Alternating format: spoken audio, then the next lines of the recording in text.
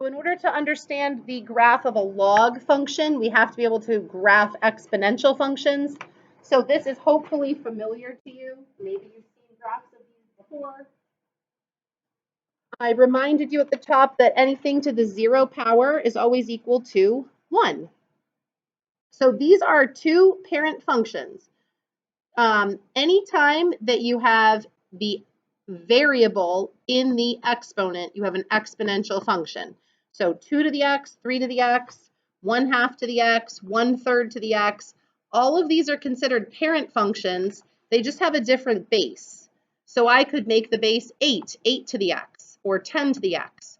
So they all are considered a parent function for that base. So you're not going to memorize all the parent functions. It's just the how to graph each of these exponential functions.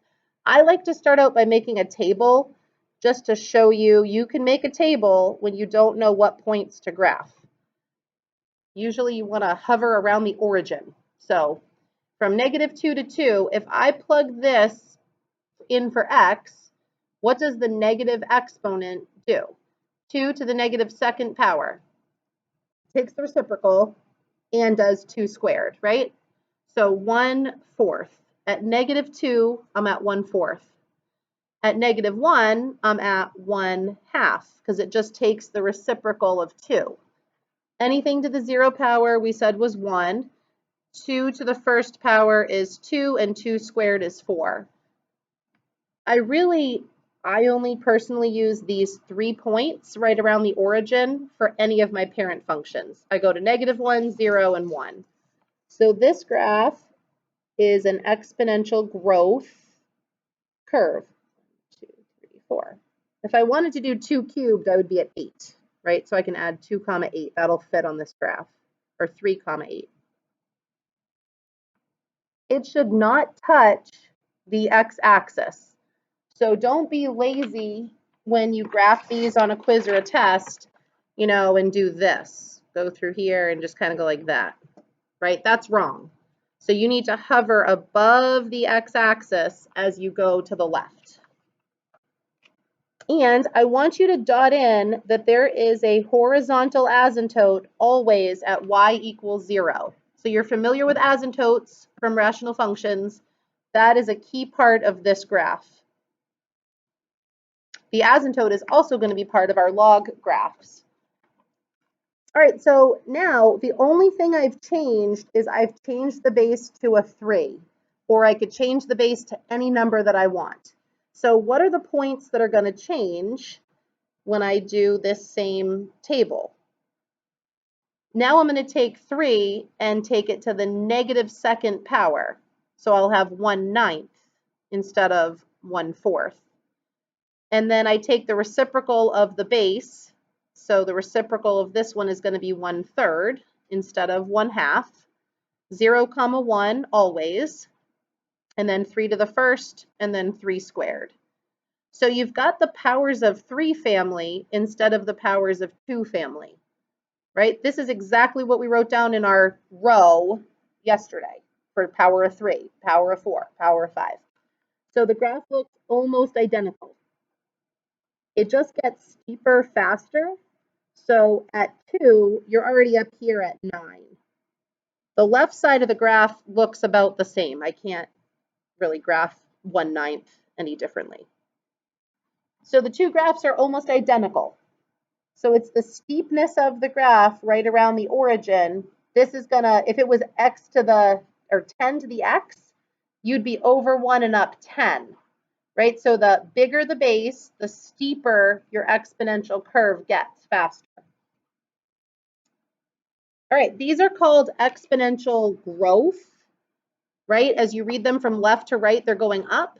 These are called exponential decay or exponential decreasing. So when you read them from left to right, they're going to go down this time. And just for the sake of comparing the tables in these 4 functions, now I'm starting with a fractional base. If I raise a fraction to the -2nd power, what's it going to do?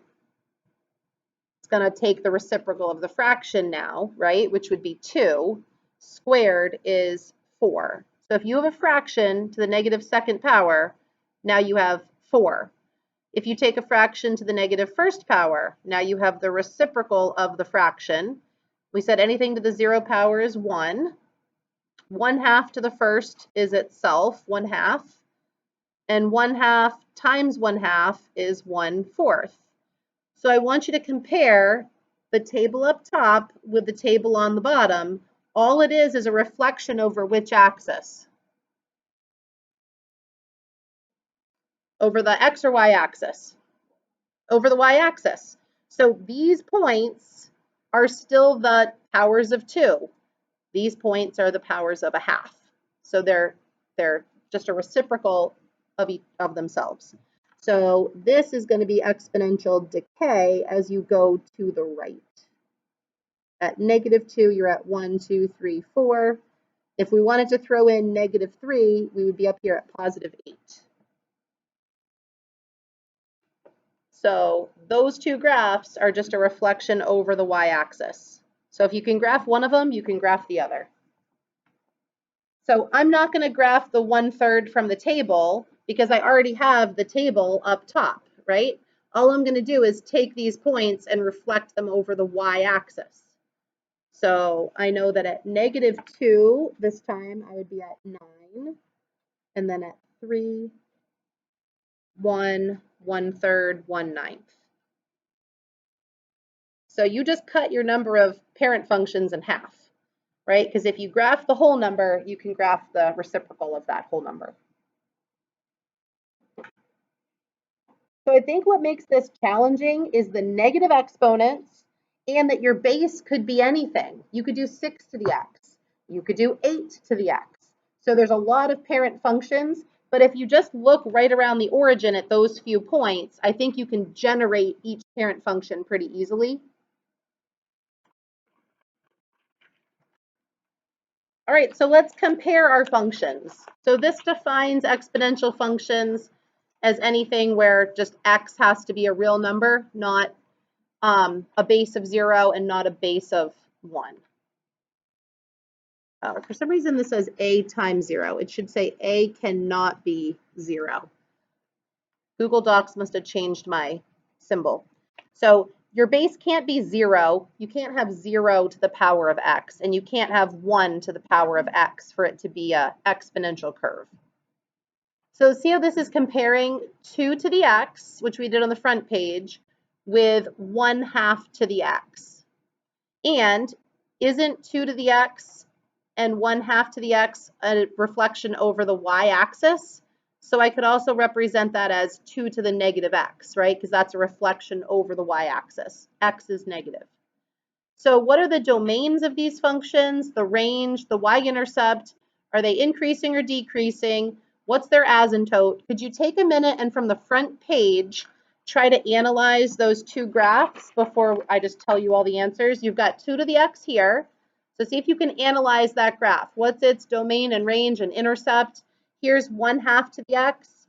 What's its, answer those facts about those two functions. This is just, they want you to draw a sketch again of what they look like. And you might not know what discrete means. These graphs are both continuous, which means I don't have to lift up my pencil. Discrete means it's a set of points. Continuous means it just connects the dots. Take a minute and answer those, and then I will put up my answers in a minute.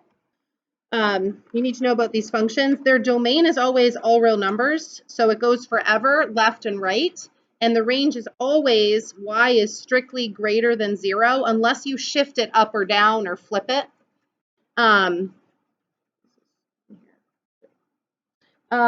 Your y-intercept is always 0, 1, so that's a key point on your graph that's going to get moved all around. The only thing they differ in is exponential growth is increasing, exponential decay is decreasing, and y equals 0 is always the horizontal asymptote. So if you have those facts down, that's kind of like knowing the facts about, a linear function or a quadratic function. These are the big ideas about all our exponential graphs. So this says, do any of those facts change if the base is, 4 to the x, 8 to the x, 100 to the x, or 1/2 to the x or 1/5 to the x. So no, only the steepness changes, right? So we're changing the steepness of the graph, but we're not going to change domain, range, asymptote, intercept. It's all going to stay the same. So here is a review of your transformation rules. Remember from Unit 1, our transformation rules that I said we're going to keep using all year long? So if this is the format of an exponential graph, I just made up the letters A, B, C, D. A is your base. What does the B value do? So look where they wrote B. B could be written in front of the function, or it could be written behind the function, but it is separate from A to the X. So B is going to be which part? Is it going to shift it up, down, left, right, flip it? What's it going to do? What? Yeah, it's going to move your y-intercept. So it's your vertical shift. So it will, yeah, move your y-intercept up or down.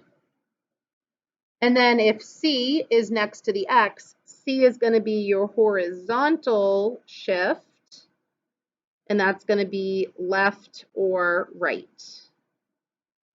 Right? And if that's the one when it's kind of like the opposite of what you think. If C is positive, it's going to move to the left, right? X plus C moves left.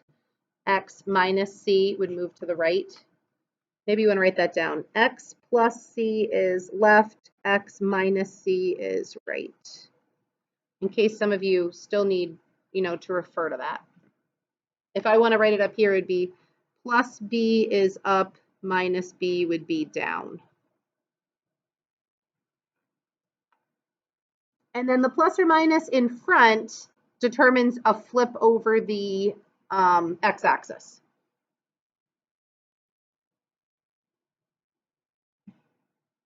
If it was the x that you're making negative, then it's a flip over the y-axis. So let's write 2 to the negative x is a flip over the y-axis. Because I kind of left that one out because it just makes it 1/2 to the x instead. So those are your transformation rules that have not changed since Unit 1. I wrote up on the board that you probably want to do your retakes of the Unit 1 and 2 test by 3/18 as a deadline. So I'm making that a deadline because I don't want to be messing around with that the week of the SAT or the last week of the quarter. The last week of the quarter, you guys should be focusing on this unit test, exponents and logs. So I'm trying to make a, in quotations, firm deadline of the 18th so that you get your 2 retakes done and you don't have to think about them again during the SAT week or that last week of the quarter. Because last weeks of the quarter are crunch time for people. So you don't want to be worrying about retaking tests from a month ago. All right, so you've got these 4 problems are graphing them by hand. So I'll just model for you how I would graph number 1, and then you can try 2, 3, and 4. And then I just printed out, for a little bit more practice, a graph match, which you did last unit, or Unit 1, but you probably have forgotten the answers. So I've got a graph match for you, and I did another page of some SAT practice that we can do kind of at the end, because we did good today getting through kind of these graphing rules.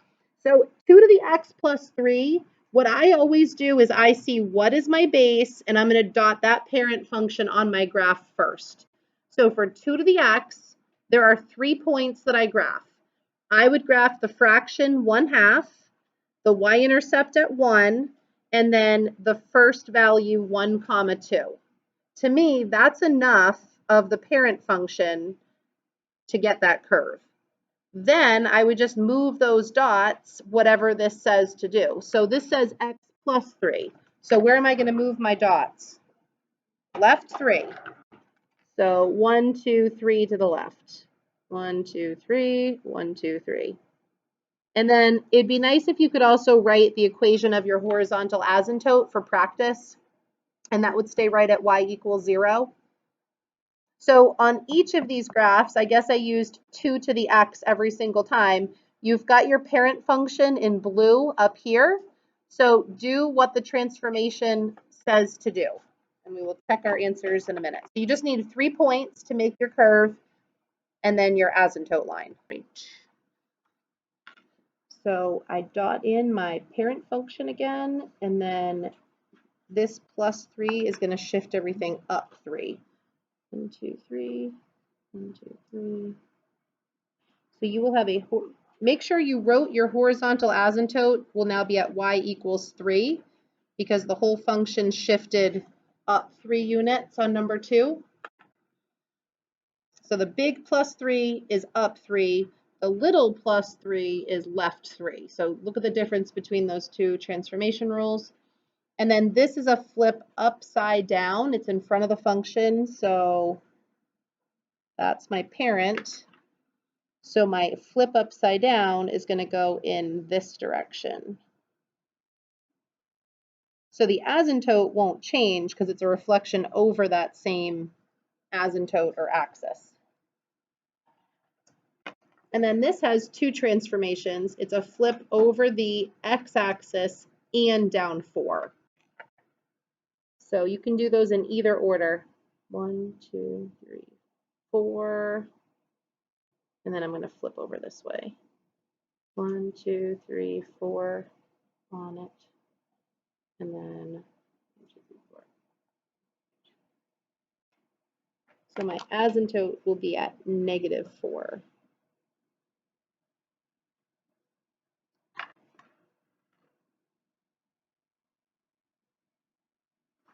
So it should look like a 1/2 to the x graph, and then it's been shifted down 4.